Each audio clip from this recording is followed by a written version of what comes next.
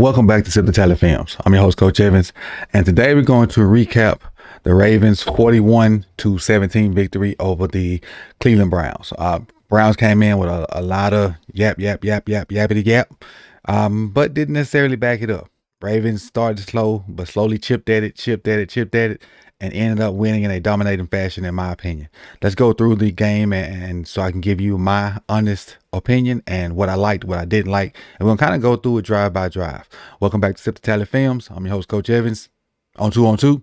Ready, break.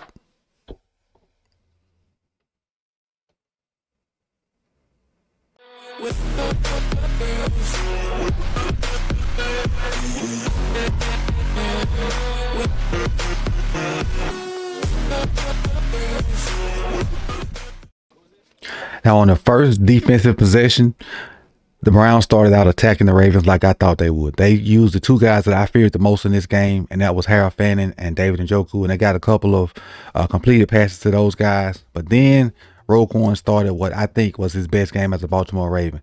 Got a huge tackle for loss that got them behind the line of scrimmage and got them behind the sticks, and that kind of set up some things to make them play behind the sticks. A false start by them actually helped as well. A good play by Kyle Hamilton on the screen play that they had. We blitzed and they had a screen call, which was a great call in their opinion. But Kyle beat all three blockers to the flats and made the tackle for another tackle for loss. So they end up punting on that first possession, and we only really gave up the two positive plays to the two tight ends. On our first offensive possession, they just completely stuffed the run.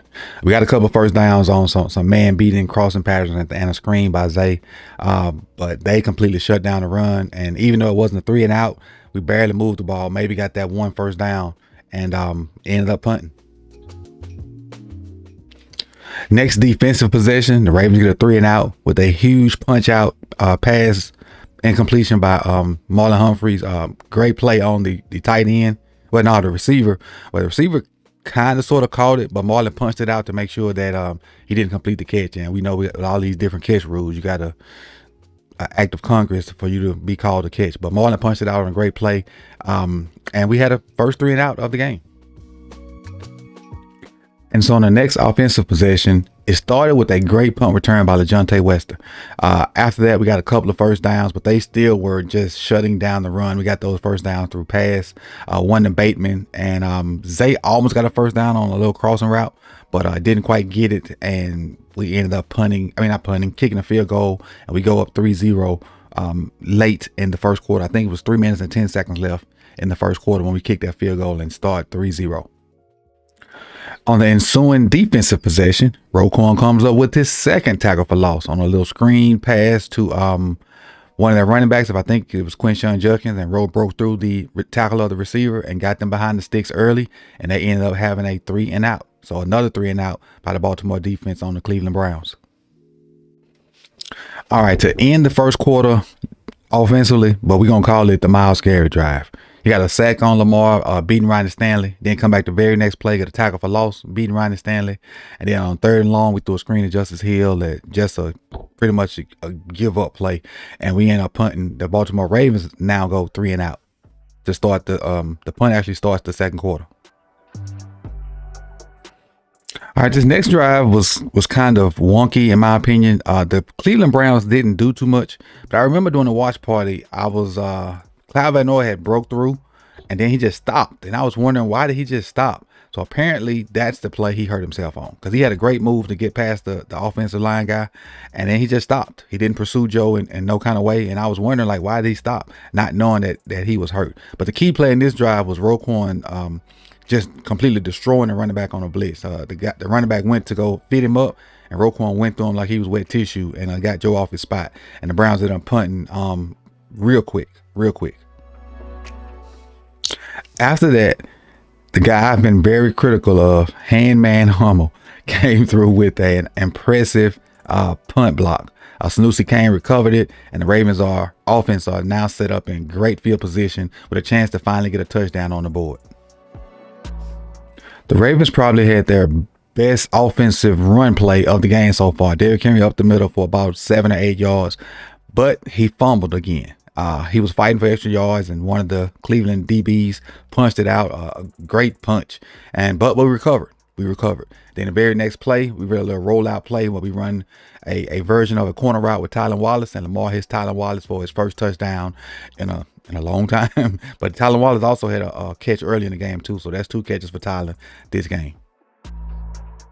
Ravens now up 10-0, 10-0, midway through early in the second quarter. On his next possession, the Ravens get the Browns in a 3rd and 7, and Jerry Jeudy gets probably his biggest play of the game. He tries a double move on Awuzie. Awuzie don't bite on a double move, but Joe throws a great ball with a back shoulder.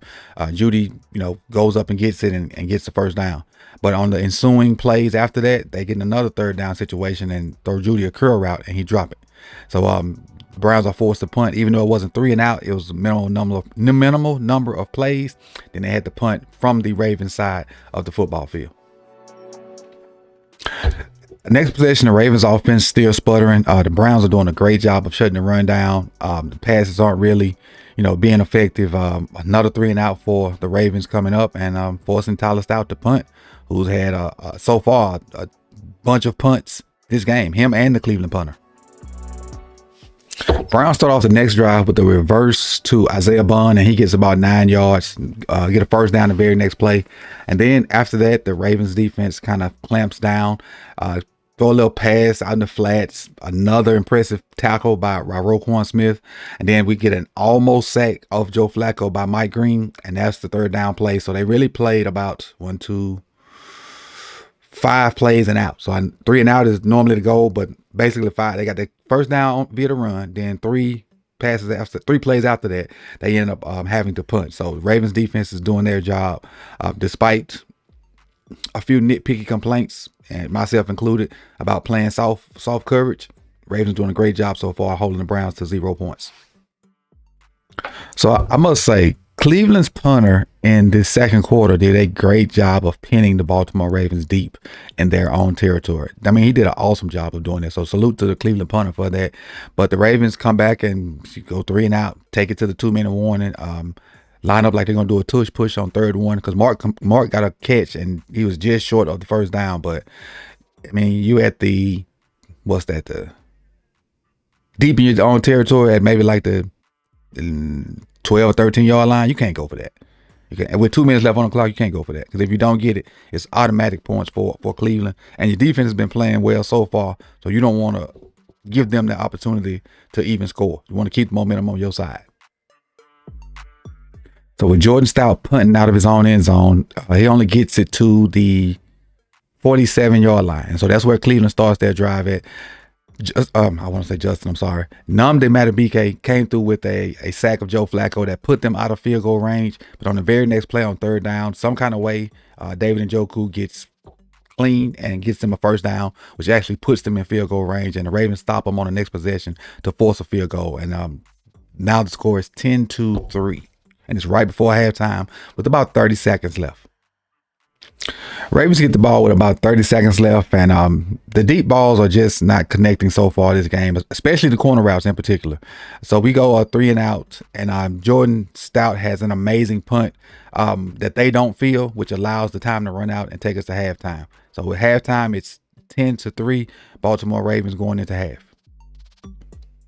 So to open this possession coming out of halftime, we get some good and some absolutely terrible going on. So we get a couple of plays, and I think Zay gets the first down.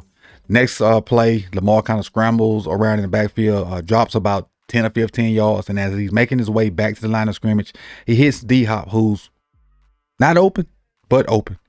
And D-Hop makes an amazing grab at the 1-inch line. Amazing grab, where everybody thought was a touchdown initially, but now the bad. The next play, Zaire Mitchell, I can't remember his last name, drops what I think should be a touchdown. Then we get a false start by him on the very next play. Then Mark catches, but then Delpit punches it out, would have been a touchdown. Then a Myles Garrett sack. So we get to the 1-inch line and are forced to kick a field goal, which makes it 13-3, which is the catch by D-Hop, amazing. Absolutely amazing. The 3 to 4 plays after that, terrible football. Terrible football. Terrible situational football. So the next drive, Tyler Loop kicks the ball out of bounds, and the Browns start at the 40-yard line. Key play on this drive, Roquan actually destroys the running back trying to stop him on a blitz again, which forces Joe Flacco off his spot. At the last minute, he tries to hit a receiver down the field. Nate Wiggins comes up with an interception and a huge return, which should have been a touchdown. Nate Wiggins was caught by one of the Browns offensive linemen. But again, nevertheless, a huge return, huge interception by Nate Wiggins that puts the Ravens deep in Cleveland territory and sets them up for a potential touchdown. Like I said, Ravens start this possession deep in the Browns territory. And the first 3 plays didn't get it. And I said the Cleveland Browns did an amazing job with the Baltimore Ravens run game, whether it was Lamar, Derrick Henry, Justice Hill. They were on it when it comes to Baltimore running the ball. So on 4th and 2, we go for it.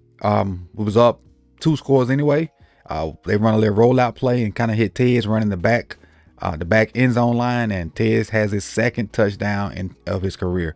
2 catches, 2 touchdowns for Tez Walker. So salute to you, Tez, for finally getting involved. For a touchdown by So this next drive, some of the flukiest of flukiest happens. They start the drive off, Cleveland that is, with a huge play to Harold Fanning. It gets them to midfield. And then after that, they just matriculate slowly down the field. And they get to a point where they take a shot at the end zone. And Marlon has the ball in his hands, like both hands on the ball. And it just pops out.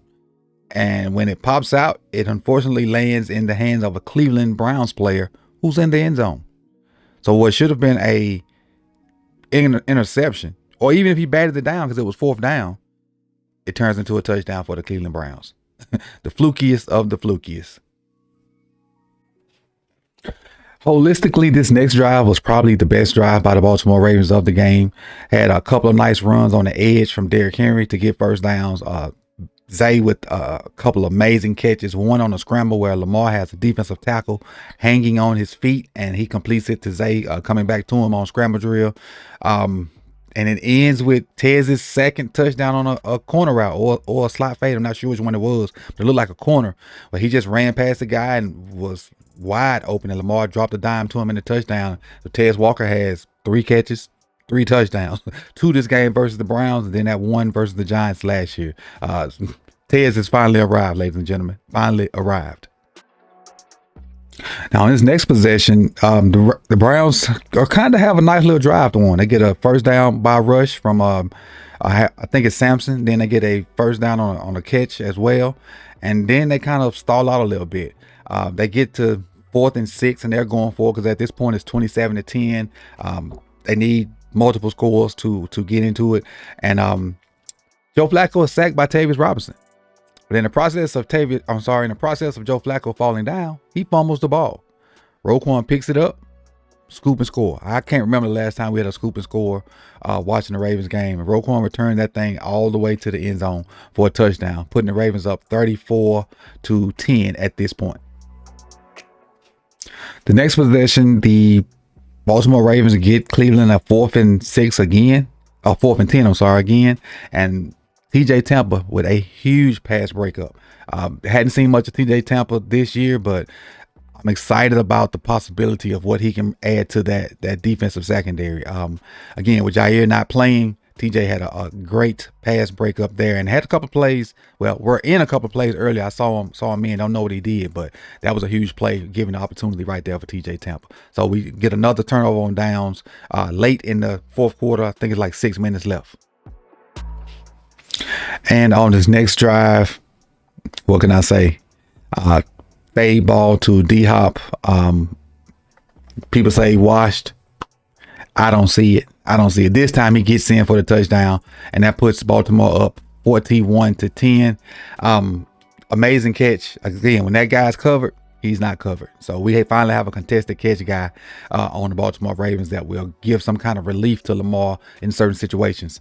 After that, the Browns get a garbage time touchdown versus some of the backups, and the final score ends up being 41-17. Now, I will say this from the Browns standpoint, they did a great job of shutting the run down. The Ravens as a whole did not have 100 yards rushing this game, but the defense showed up to help the offense. When the offense don't have a good game, the defense need to show up. When the defense don't have a good game, the offense need to show up. Special teams contributed as well. So I think overall a good win versus the Browns. When your bread and butter wasn't working, other parts of the team showed up and helped out. And so that's the making of a good team. That's the making of a good team. When one part ain't clicking, the other parts need to step it up. And I think they did that.